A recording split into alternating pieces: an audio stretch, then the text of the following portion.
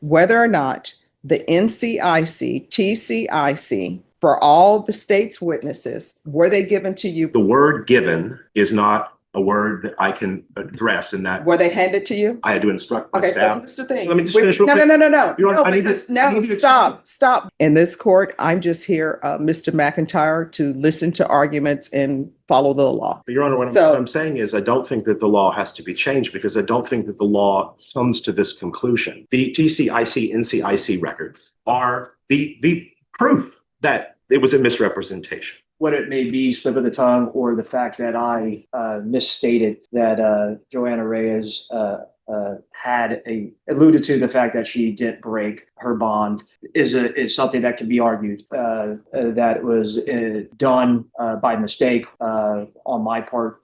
All right, the court is calling 2019 CR 12495 State versus Tamar McIntyre. Can I have parties announced? State, Your Honor. John Hunter for Mr. McIntyre, Your Honor. Are you Mr. McIntyre? Yes, ma'am. All right, state defense has filed a motion for new trial. Have you had a chance to review that? I did review. And are you ready to proceed on it? All right, so the court has read the motion for new trial. I think the motion for new trial clearly has the defense's arguments in it. So with regards to number one. Yes, Your Honor. Any rebuttal? Yes, Your Honor. And that, I believe that's the NCIC, TCIC argument, I guess, of the defense. Our position is that we did make it available during court proceedings, and they had access to the actual TCIC, NCICs. And through our understanding of the policy is that we can't allow them to duplicate or keep or make copies of, and that's by, I believe, state orders on that. So that's our position on that front. All right. Megan Dowling for the state. Just briefly, if I could address that point, and I want to reiterate the arguments that I made at trial, which is that 411.083 of the Texas Government Code is what governs the dissemination of the criminal histories. They were provided to Mr. Hunter, and that's stipulated to in the motion. He states that the state did provide him those. And so that is our position. It would have been a violation of law to allow him to keep them or to reproduce them. All right. And then defense, because it's your motion for new trial, I'll give you the final response with regards to the state's answer to defense's number one.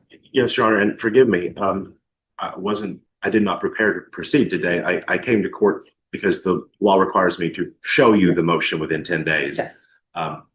And so I haven't, I wasn't anticipating actually discussing the merits of it today, but if the court wishes us to proceed with that, I mean, our position with respect to the NCIC argument is fairly simple. We cited you case law, which the courts have addressed this subject matter before and have recognized that it is covered by the Michael Morton Act and that it would be required to be produced. As a practical matter. Well, you're saying produced, but the state is saying that they did produce it. They just didn't allow you to copy it or leave with it. It was given to us on the first day of the trial. And in the process of trying to make use of it and note it down, we got into an argument about whether or not we'd be able to photocopy it, which we immediately brought to the court's attention. We had an argument in which the court concluded that we were not entitled to copies of it, which we does the law say? Does the law say that you are allowed to make copies? I believe that that is what those cases that we have cited for stands for, that proposition, that it is producible under the Michael Morton Act in all ways that other discovery is producible. The state's contention that there is a statute that privileges it from disclosure, I think, is being misinterpreted. Okay, they're not saying, and correct me if I'm wrong, they're not saying that it doesn't prohibit them from disclosure. They're saying, yes, we do disclose it to you, but you're not allowed to copy it or leave the courtroom with it. Am I misinterpreting what's being said? That is their argument. Yes. All right. So we just disagree with that position. I don't think the law supports it. And we also would maintain, as we maintained at the trial, that as a consequence of, well, let me rephrase that, to the extent that there is any countervailing or overarching privilege that would run afoul of the case law that we've cited, Your Honor, about its discoverability, or that would limit our ability to use it from how we would otherwise be entitled to use discovery. I would maintain that that privilege is waived by two separate independent actions. The first is this isn't a situation where we're trying to snoop on these people's lives outside of the context of defending Mr. McIntyre. He is indicted. The state made that decision. When the state or the government have a privileged interest in the privacy of certain sensitive information, and they elect to indict someone for a criminal offense over it, then they can't be in the position of being able to still hold on to that privilege. They waive it. Secondarily, they have run the TCIC, NCIC for these individuals, which is the triggering event. The database is curated not by this office. It's curated by the Texas Department of Public Safety and the FBI. They query that database. They are only allowed to query that database if they have a good faith reason to do so in the execution of their duties and responsibilities as members of the district attorney's office. They can't just go pull NCIC, TCIC on you or me because they're upset with us, or they for a petty You're difference. saying that they were upset with somebody, that's why they. No, I'm giving this as an example. I have had cases in the past where I have defended policemen who were accused of improperly querying the TCIC, NCIC database for petty reasons. So we're not saying that any NCIC, TCIC was queried without a good faith basis. No. In fact, quite the opposite. We know that there was a good faith basis because this is the TCIC, NCIC for their witnesses. And Brady versus Maryland, and every case that has come since it says that they have to give me that information. That Okay, is a so requirement. then So- the main argument, and so let's stick with what the argument is. And if I'm wrong in interpreting what's being said by both parties, the argument is not that you received the information. Your sole basis is that you should have been allowed to photograph or reproduce or take the item, the NCIC, TCIC with you. We Was wanted, that your? we wanted to be able to use it in every single way that you can use. No. the My paper. question, I'm trying to get to specifics. The specific is, The well, specific, let me start with this. Number one, was the NCIC, TCIC provided to you? Yes or no? it was handed to me and I had about 10 minutes with it before we had to turn it back over. Okay, so now with regards to it being handed to you, then it was handed to you. The next question is your sole objection or request for a motion for new trial with regards to point one is that you were not allowed to photograph it or take it with you. Am I correct in that? The contention is twofold. The first problem is that we were not allowed to photograph it, take it with us, duplicate it in any way. We had to turn it back over.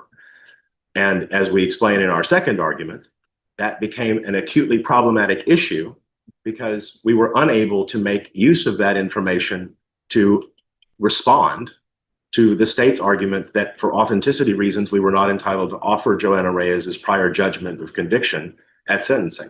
All right, so let's start with this point. First point, state, when was the NCIC, TCIC given to defense? Prior to jury selection, Your Honor. And the prior to jury selection, was this the NCIC, TCIC that was given to the defense prior to the jury selection? Do you remember which witnesses those would have been? It was for all witnesses listed in the discovery. So would that all also have included Joanna Reyes? That's correct, Your Honor. So you're saying that was given prior to jury selection? It was, Your Honor. All right. So it's the court's understanding that for purposes of cross-examination, NCIC, TCIC are considered timely if they're given before cross-examination. But my understanding is that the state gave it to you prior to jury selection. So the first question is, were the NCICs, TCIC given to the defense prior to jury selection? A stack of paper was handed to me. No, my question is, I want to make sure the record is clear. I want because the record to court's be question clear, is too. not accurate. I mean, I want to know, they're saying that they gave the NCIC, TCIC of all witnesses to you before jury selection. And it seems your main complaint in here is regarding Joanna Reyes. So my question for the defense is whether or not the NCIC, TCIC for all the state's witnesses, were they given to you prior to jury selection? Then we can handle your other point. the word given is not a word that I can address in that. Were they handed to you? I held them in my hand for a few minutes. I didn't have an opportunity to digest their contents fully. I wasn't allowed to copy them. Almost immediately afterwards, I was told that their position was going to be that I wasn't going to be allowed to copy them. I had to instruct my Okay, so staff. here's the thing. Let me just finish real No, quick. no. You know what? No, I need to- because I no, need to stop. We're taking it one point at a time. My first question is, were they given to you prior to jury selection? It seems that your answer to that is yes. Then we'll get into what you were not able to do with them. So the record is clear. My understanding from you is that witnesses who are going to testify in the state's case in chief, their NCIC, TCIC was given to you prior to jury selection. Now that that's been established, then the next question becomes, what were you able to do with the NCIC, TCIC that was given to you? Nothing. All right. So you said, were you allowed to elect, because in your motion, you say you were not allowed to electronically duplicate. Were you allowed to electronically duplicate them? No. Were you allowed to copy them? No. Were you allowed to photograph them? No. And I'm taking that straight from your motion. So state, with regards to the NCIC, TCIC that was handed over to the defense, you're saying it was all of your witnesses in the case in chief. Yes, Your Honor. The defense is saying they were not allowed to electronically duplicate, copy, or photograph any of the NCICs, TCICs. Now, why were you not allowing the defense to either electronically duplicate, copy, or photograph the NCIC, TCIC? Because I didn't want to be charged with a misdemeanor offense. All right, and where are you obtaining that from, the fact that you would be charged? Your Honor, I previously stated there are two subsections of law that govern the dissemination of criminal histories. The first being Title 28, Part 20 of the Code of the Federal Regulations, and then the second being 411.083 of the Texas Government Code.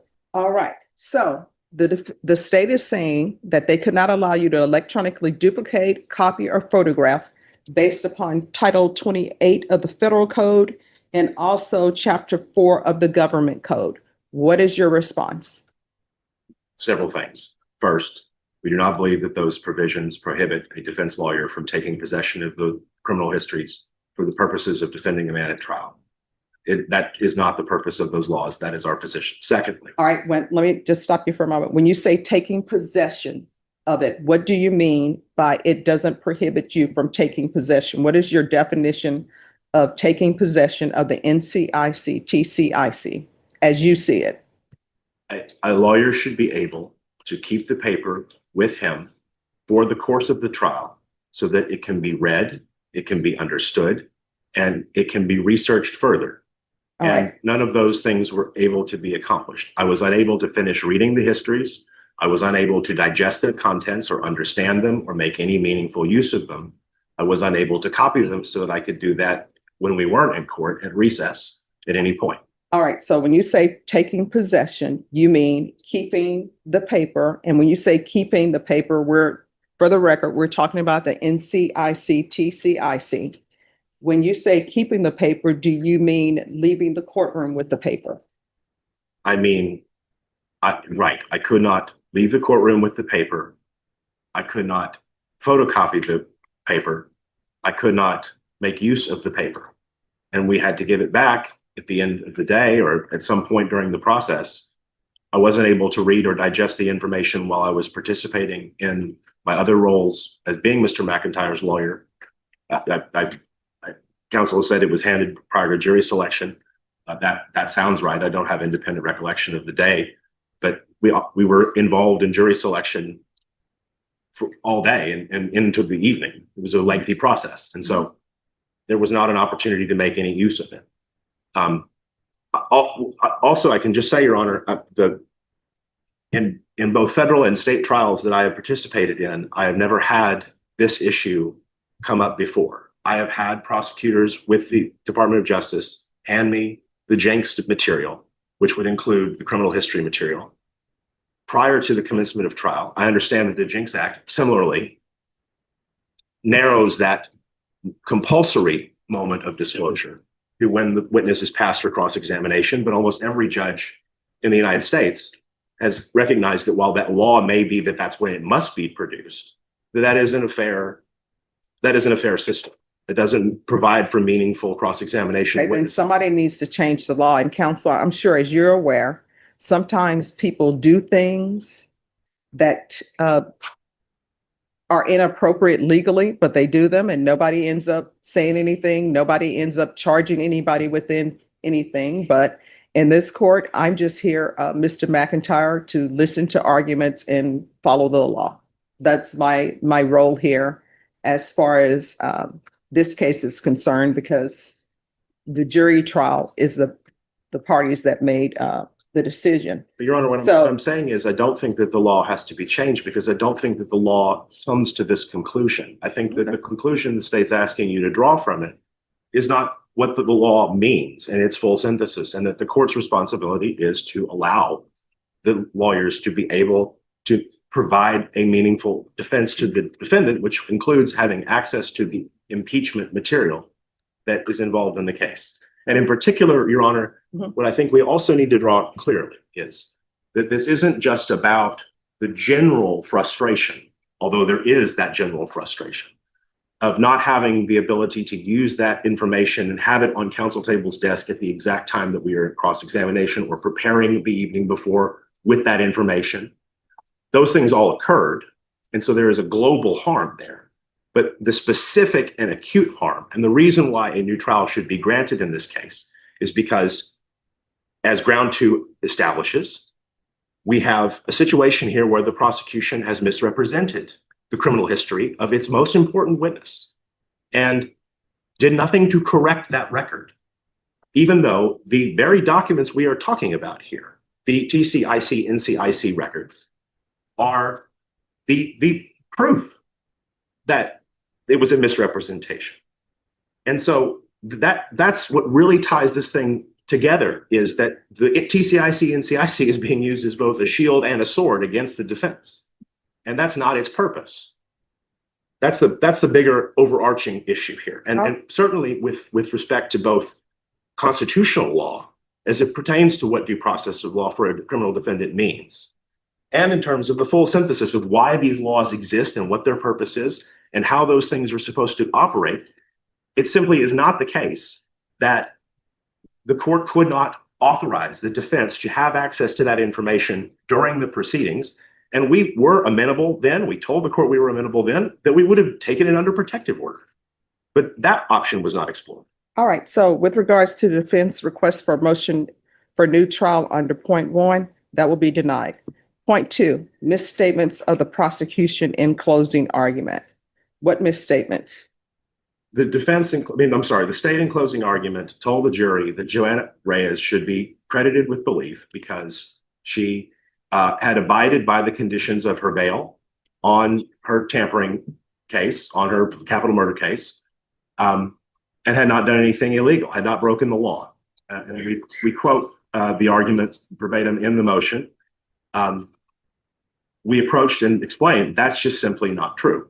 Joanna Reyes, after she was charged in Mr. McIntyre's case, and after she entered her plea of guilty to tampering with evidence, and after her sentencing was held at abeyance and postponed pending the outcome of Mr. McIntyre's trial, she went out and obtained criminal conviction for the felony offense of credit card and debit card abuse. She was also arrested and charged with unlawful carry of a weapon. That case was dismissed because she pled to a different offense. We've included all of those records that we've obtained from the Harris County clerk as exhibits in the motion for new trial, which we'd ask that the court receive.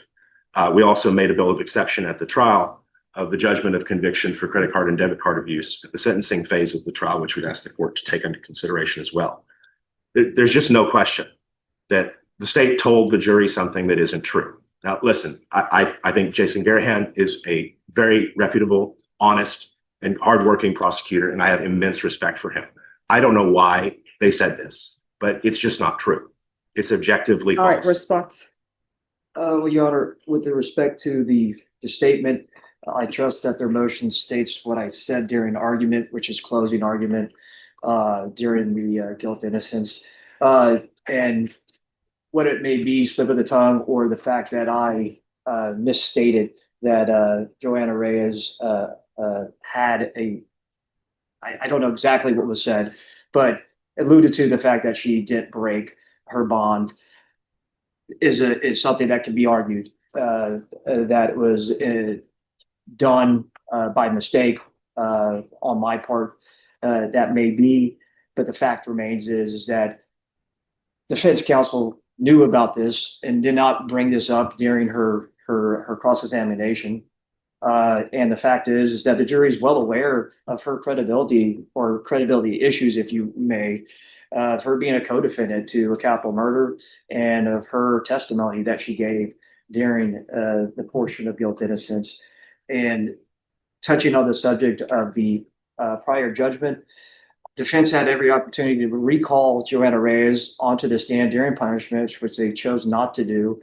And, if they consider it our duty or their duty, the fact is that their client was the one that was facing 5 to 99 years of life, and they could have called back Joanna Reyes and questioned her on the subject, and they chose not to. That fact does remain there, Judge. So that's the state's position on it. Judge Am, just one more thing. Closing arguments are just that, arguments. They're not evidence. And the jury was instructed about that multiple times. And so that would just be another argument regarding that. All right. With regards to point 2, the motion for new trial will be denied with regards to point 2. All right. Thank you. May I be excused, Your Honor? Yes.